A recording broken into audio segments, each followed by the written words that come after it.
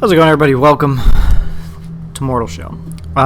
Real quick, I want to point out that this is about my, let's see now, fourth. It's my fourth time going through this first area because the game keeps crashing and I have to keep deleting my recording.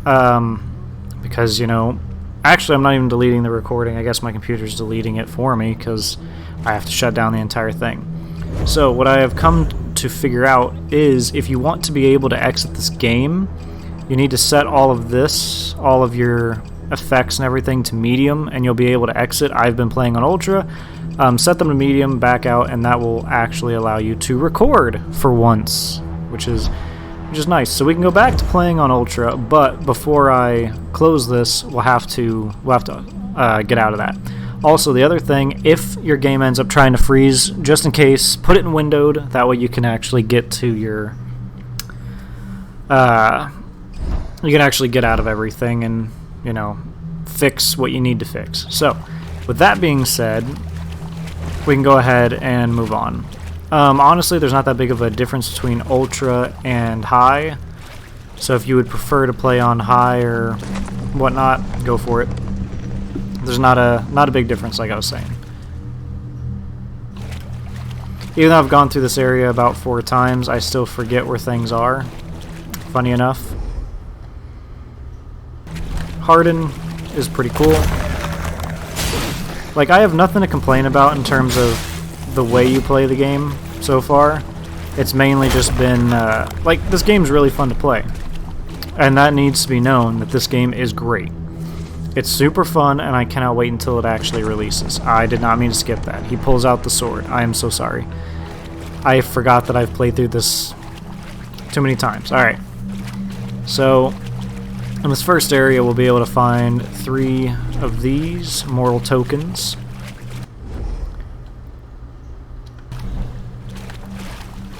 Basically, imagine that you poise through your opponent's attack, and that's how you want to do this.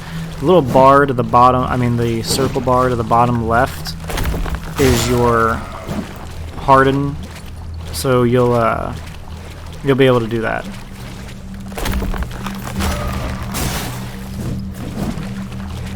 So normally you want to go into an attack and then harden, and when your opponent tries to attack, you'll block through theirs and then hit them. That's the general idea of harden. Alright, so we'll have one here, and then there's one further up ahead around a corner. As you can tell, I'm already starting to memorize this area because I've had to go through it so many times. It's over here. Which, on one hand, is cool. On the other hand, it's kind of unfortunate.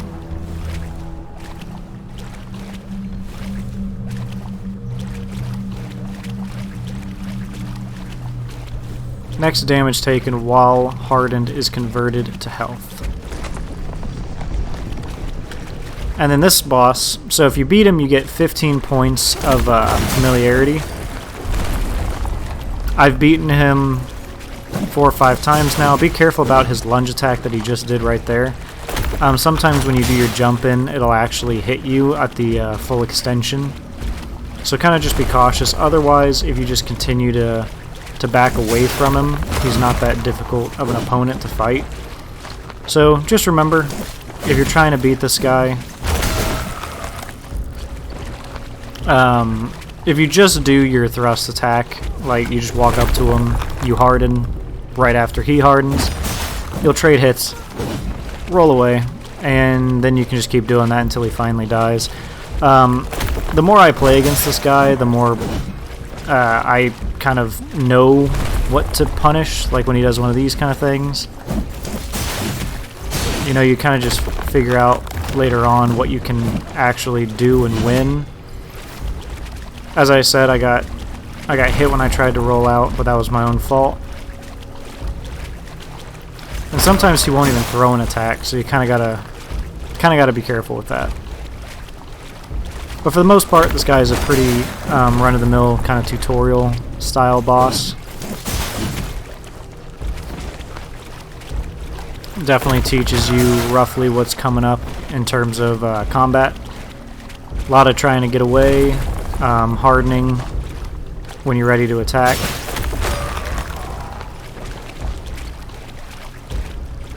It's kind of like poise in Dark Souls, if anyone remembers that. Kind of like wearing all hovel. You shouldn't attack there. I don't know why I just did that. Got really greedy. I wanted my damage. He does have 1 or 2 attacks that, even though you block it, he'll still be able to block your swing. I don't know what those are off the top of my head, but he does have a couple.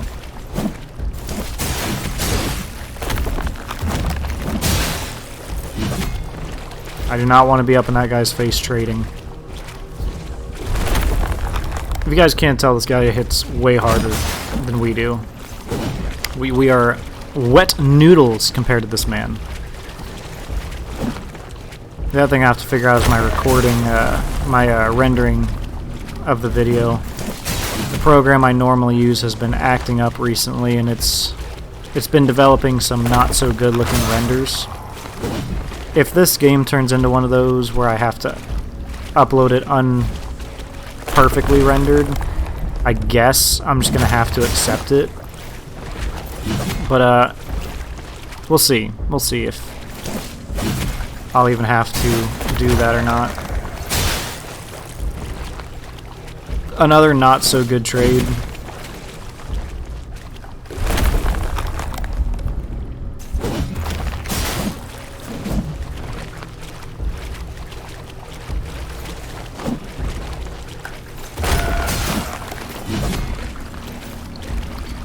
As far as familiarities go in this game, I'm not 100% sure how useful they are, because I haven't been able to make it far enough, because my game keeps crashing.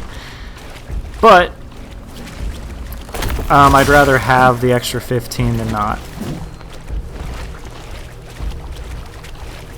And who knows, maybe this guy will end up dropping something way cooler when the game fully releases.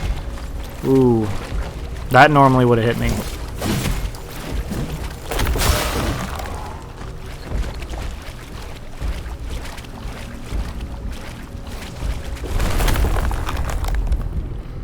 As you can see, this guy's a pretty easy fight.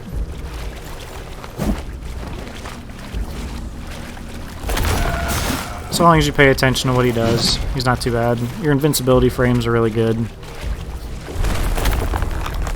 And the harden, the harden's just super good. I like the idea behind harden as well. Makes me wonder if there's going to end up being like a shield in this game or not. Or if hardened will be the shield we use. Yeah, you weren't expecting me to harden that quickly, were you?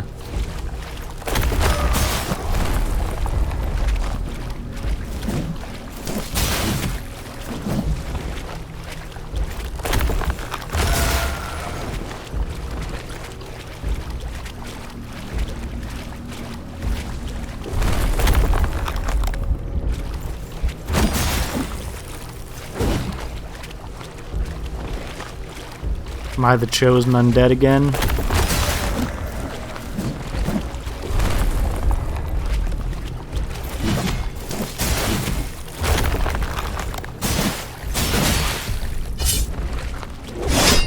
Ooh, I got way too greedy. I got way too greedy, and then he used the ability with the sword. Speaking of ability, once you get your first shell, you'll have the ability to pull out a spear from the pommel, which is what he was doing, where it gives you extra reach. I'm not sure how much damage it does, but it looks pretty cool.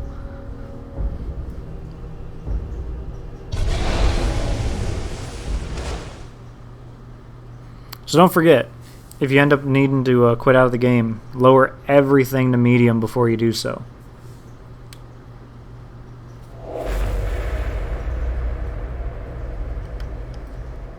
Alright, and here we go, first shell.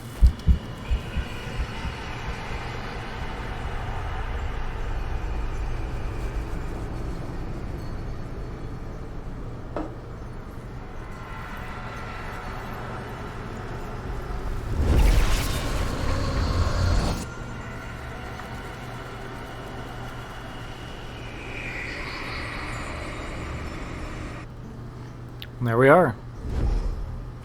We unlocked the parry. And we unlocked the riposte. Riposte. I don't remember. And that is our spear as well. So what you get from killing the guy up front is this.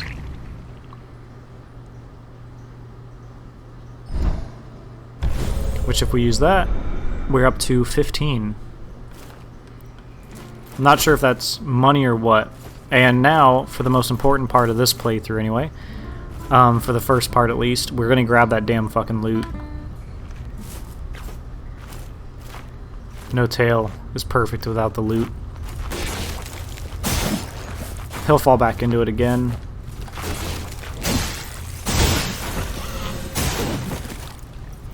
Cool. And most importantly, the loot. Alright.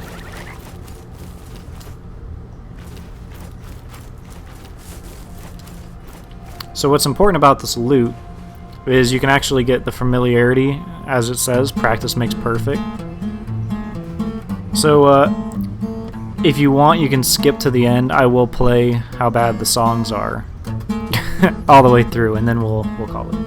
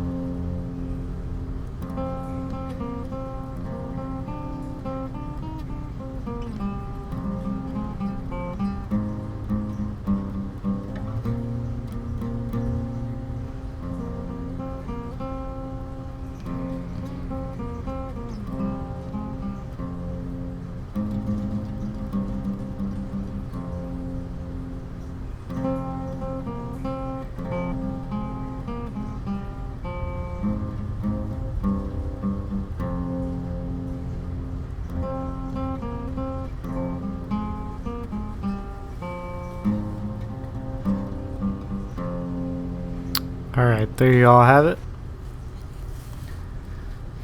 That is the lute, and that's why I think you should level it up. Other than that, everyone, I'll see you guys in the next one. Thank you for watching.